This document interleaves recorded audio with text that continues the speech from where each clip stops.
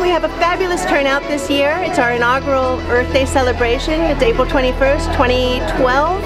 And we have vendors from all over the community, and we have community members building art mandalas and playing music, and we have organic, locally sourced foods, and it's a wonderful day. And Aveson is all about healthy living, and we won the Green Campus Award from the California Green Summit.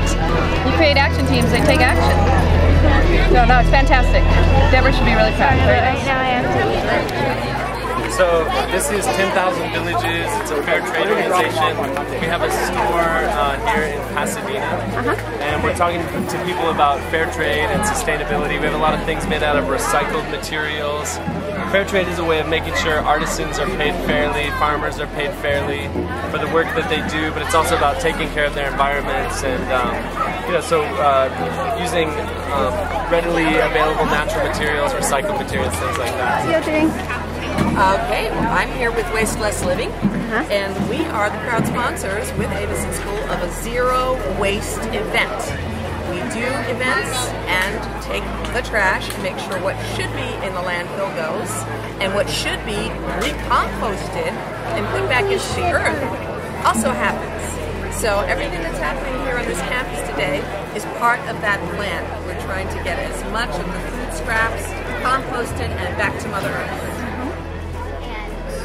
Planting native because native plants would reduce water use because they evolved in dry climates. Very cool. Okay, we teach about and install gray water systems.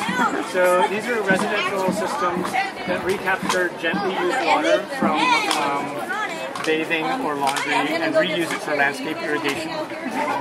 Seasoned produce exchange. We take all the extra backyard stuff that we produce in Altadena and other neighboring cities, and we have a swap tomorrow. We exchange stuff. So any of your excess produce doesn't have to go to waste, and you get other stuff for it. Oh, excellent. Yeah. Very cool. And these are your chickens? They are. Hi, chickens. There's two birds. I'm Daniel Kent from the Institute of Domestic Technology, and we're doing kind of two different things. One, we're doing food education for grown-ups and kids alike. With our classes, we have a few different series: milk crafting, food crafting, and then a few other specific ones like home beer brewing or coffee roasting.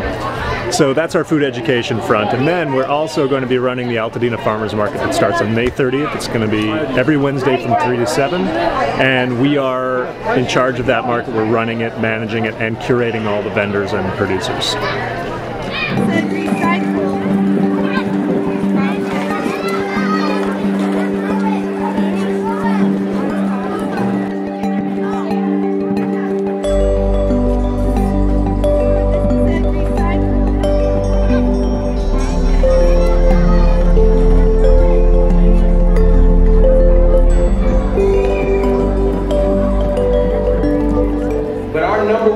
Spaces that are left for farming here in the United States that are not poison are the American front yard and backyard, and wonderful schools like this. We are fortunate enough here in Southern California that most of our public schools are sitting on property. Now is the time for us to really examine how planting up these spaces can make us healthier, but also can create a web, a food abundance system that generates jobs, that generates the ability for tighter communities where people don't always have to get on the freeway to go do something.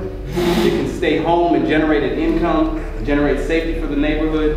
That's what using these open spaces is all about. So the value of teaching children how to grow their own food in a school environment is something where they start to have pride and sense of ownership over a school that they're just moving through, but that is permanently a fixture in their community. So planting fruit trees is where we suggest that people start. They can plant a fruit tree and not have to do the same maintenance every season, but come back and visit that tree in years to come and see how it's grown, created shade, and is producing fruit.